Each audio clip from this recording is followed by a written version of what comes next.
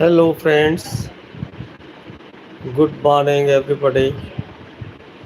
How are you? Hope you all are fine and enjoying. Let you join, then we will start our talking.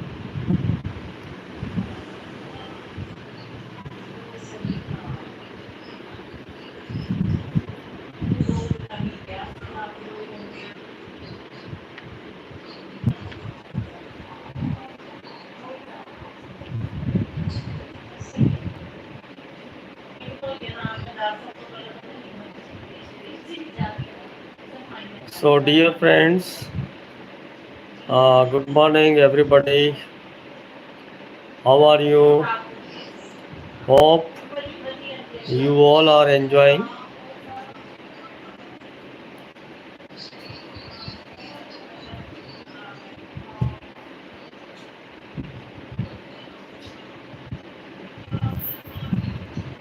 Hello Divyansh ji, कैसे हैं? Good morning.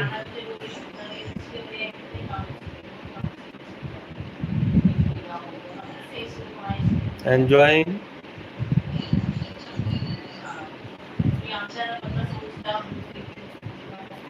Yes, please.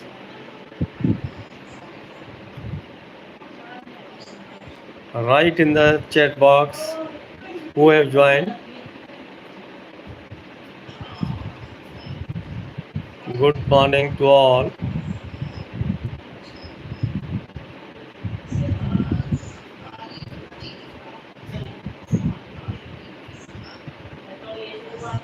So very soon we are starting. बहुत जल्द हम अपनी बात शुरू करेंगे. I am waiting for some persons to be join. Yes please.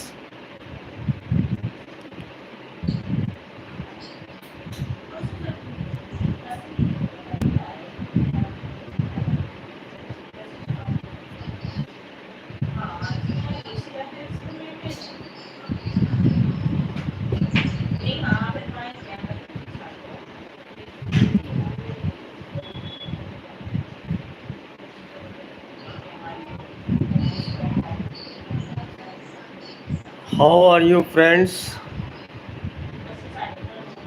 से good morning so that I know. I want to know who have joined in the group. Live session में किन किन ने अभी ज्वाइन किया है. Please write something.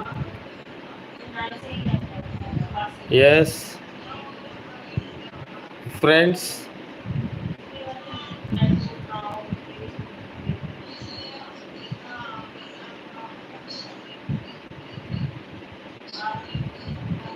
So let us start this. आज की बात अपन शुरू करेंगे. सो बाकी जो भी मेंबर्स हैं धीरे धीरे करके अपने को ज्वाइन करेंगे. तो देखें, आज एक बहुत बड़ा प्रश्न चलता है पेरेंट्स के मन में या स्टूडेंट्स के मन में कि हमारे बच्चे को या स्टूडेंट के मन में रहता है कि मुझे क्या चूज़ करना चाहिए और कहाँ पर मुझे जो है साइंस लेनी चाहिए या आर्ट्स लेनी चाहिए.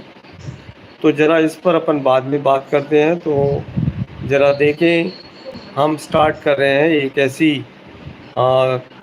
रियल स्टोरी की बात करेंगे. पहले ज़रा सुनिएगा अच्छे से. देखें कि एक बार क्या होता है कि एक बच्चा स्कूल से घर आता है और उसके हाथ में एक पत्र होता है, लेटर होता है. उस लेटर को वो अपनी माँ के हाथ में देता है और उनसे बोलता है कि हमारे टीचर ने हमें ये एक पत्र आपको देने के लिए, केवल और केवल आपको पढ़ने के लिए दिया है. आप कृपया इस पत्र को पढ़ लीजिएगा. ध्यान दीजिए फ्रेंड्स, उनकी माताजी ने क्या किया, उस पत्र को लिया और उसको पढ़ना शुरू किया। पढ़ने के तुरंत बाद उसको फोल्ड कर दिया और एक ऐसा रिएक्शन, उनके मन में एक ऐसा भाव पैदा हुआ और उनके आंखों से आंसू बहने लगे। लेकिन उन्होंने उस चेहरे को, अपने चेहरे को थोड़ा बच्चे से छुपा लिया। एक साइड में उन्होंने अपना चेहरा करके आँख पोंछी और जैसे ही बच्चे ने ये प्रश्न किया कि बताएं कि अभी इस पत्र में क्या निर्देश दिया गया है, क्या आदेश दिया गया है। डियर फ्रेंड्स, उनकी माताजी ने कहा कि इस पत्र में लिखा है कि आपका जो बेटा है वो बहुत जीनियस है और उसको हम अपने स्कूल में नहीं पढ़ा पाएंगे। कृपया आप इसको अपने घर पर रह कर के ही पढ़ाएं। ये बताया गया उनकी माताजी के द्वारा। बच्चे ने भी उस बात को मान लिया और उसके बाद उनकी माताजी ने उस पत्र को कहीं संभाल करके रख दिया। वह बालक उसके बाद घर पे ही पढ़ने लगा, सेल्फ स्टडी करने लगा और धीरे धीरे करते हुए डियर फ्रेंड्स 10 वर्ष की आयु में उन्होंने एक घर पर ही एक प्रयोगशाला स्थापित की। घर पर एक प्रयोगशाला बना करके उसी में वो प्रयोग अपने इंटरेस्ट के हिसाब से प्रयोग करने लगे। डियर फ्रेंड्स, जानते हैं उस बच्चे के प्रश्न बहुत अटपटे हुआ करते थे। वो बच्चे के प्रश्न इस तरह के हुआ करते थे कि यदि आसमान में पक्षी उड़ सकते हैं तो इंसान क्यों नहीं। इस तरह के प्रश्नों का उत्तर उनके टीचर्स नहीं दे पाते थे और वो अपना बाईपास करना शुरू करते थे और ये कारण रहा। आगे जानेंगे कि इसका क्लाइमैक्स क्या है और किस तरह से ये स्टोरी आगे बढ़ती है।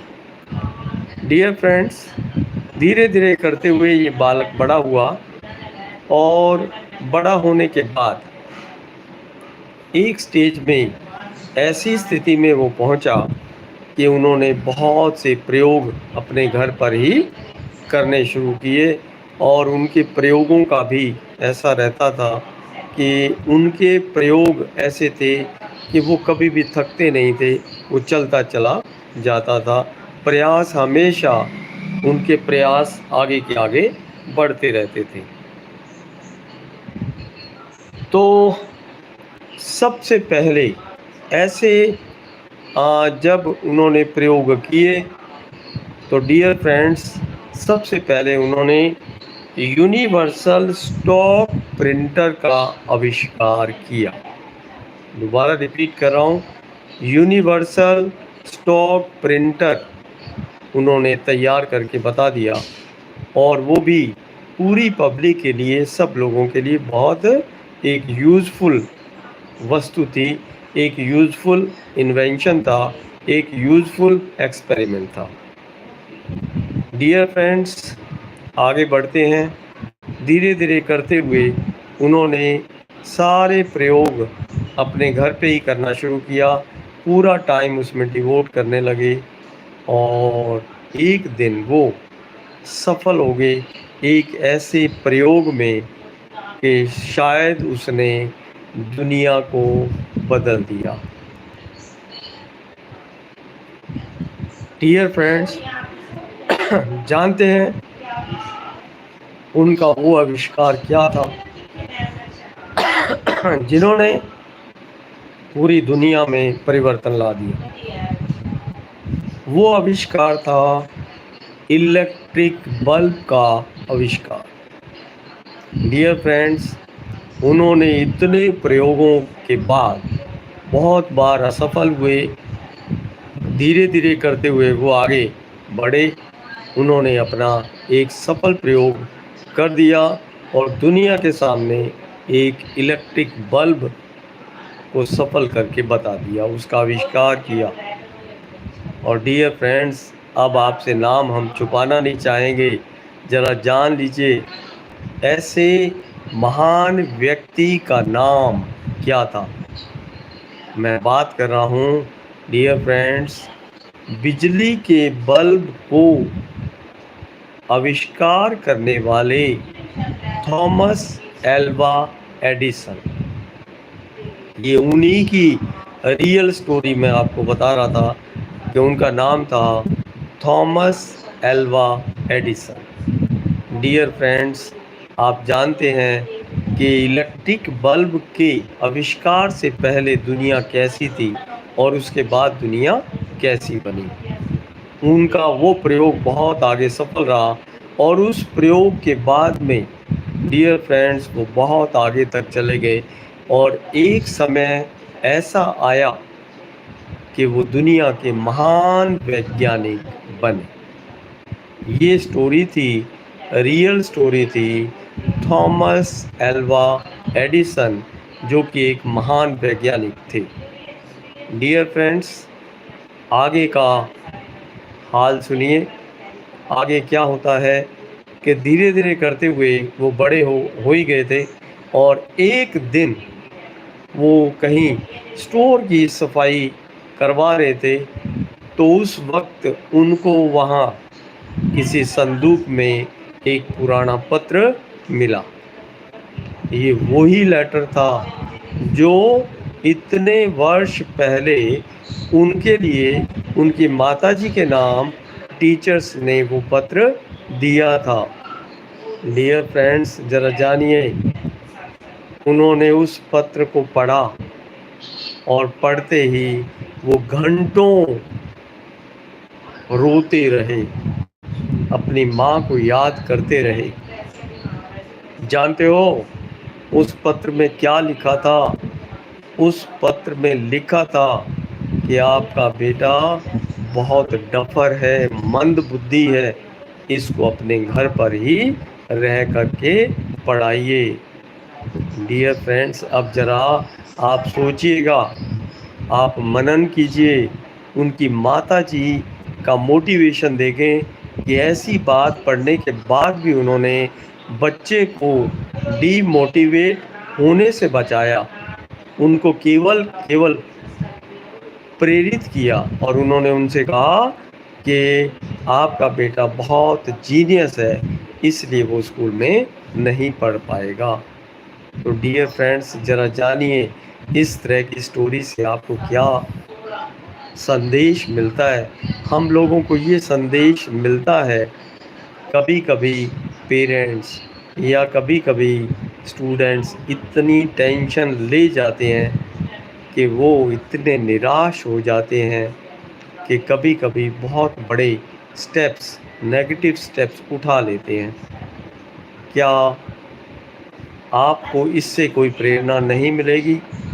जब इस तरह का व्यक्ति, जिसको स्कूल, पूरे स्कूल के टीचर्स ने उनको मंद बुद्धि घोषित कर दिया, उन्होंने आगे जाकर के अपने प्रयास से कहां तक अपने आप को स्थापित किया। तो डियर फ्रेंड्स, मैं निवेदन करना चाहूँगा हमारे पेरेंट्स से, हमारे बच्चों से, कि आप, पेरेंट्स के लिए निर्देश है कि आप बच्चे को केवल और केवल इंसान बनाइए, उनको संस्कार दीजिए, बाकी तो वो खुद अपने आप कर लेगा।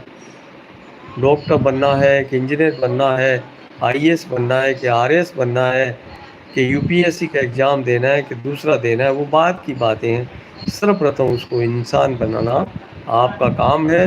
उसको अच्छे से संस्कार दीजिए, कड़ी मेहनत सिखाइए और पॉजिटिव बनाइए। ये सारी बातें आप करते रहें। और उसके आगे की बात ये है, बच्चों के लिए, प्यारे प्यारे बच्चों जो भी मेरी बात सुन रहे हैं, क्योंकि मैं भी बहुत लंबे समय तक एजुकेशन फील्ड में रहा। I have done the job from the post of a teacher to the post of principal. I worked for a long, for 35 years I have done this job. हमारा निष्कर्ष क्या निकलता है कि आप डियर फ्रेंड्स, प्यारे प्यारे बच्चों, आप अपने आप को संभालें, कभी भी अपने आप को निराशा की तरफ नहीं ले जाएं। आप आगे अपने आप को स्थापित करते रहें। एक प्रयास अगर असफल हो गया तो कोई फर्क नहीं पड़ता है, कोई फर्क नहीं पड़ेगा। क्या आप सोचेंगे एक बार हम असफल हो गए तो शायद हमारा सब कुछ खत्म हो गया? ऐसा नहीं है, बिल्कुल नहीं है। आप प्रयास करते रहें और प्रयास करने पर ही आप जानते हैं कि कड़ी मेहनत करे इंसान तो सहायता करे भगवान। तो ये रूल ऐसे नहीं बनाया गया है, ये बिल्कुल बना है जो स्पष्ट है। जो लोग अपनी ईमानदारी के साथ अपनी कड़ी मेहनत करते हैं तो वो आगे बढ़ते चले जाते हैं और अपने आप को डेफिनेटली स्थापित करते हैं।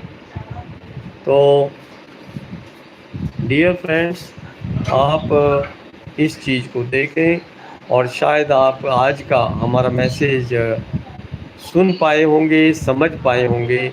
अगर आपने इसमें कहीं भी मिस किया है तो दोबारा जब इसको हम अपलोड करेंगे तो डेफिनेटली इसको सुनिएगा। शायद आपको कुछ बात हमारी अच्छी लगे। अगर ये हमारी बात अच्छी लगी तो चैनल को लाइक, शेयर और सब्सक्राइब करें। एक बार जितने भी लोग हमसे जुड़े रहे इस लाइव सेशन में, I am thankful to all the persons who have joined the group of live session. Again, tomorrow we will meet in between 10 to 12. Every day I am coming on live session और हम कुछ ना कुछ नया, कुछ ना कुछ प्रेरणा वाला, कुछ ना कुछ मोटिवेशनल, कुछ ना कुछ एजुकेशनल हम लेके आते रहते हैं।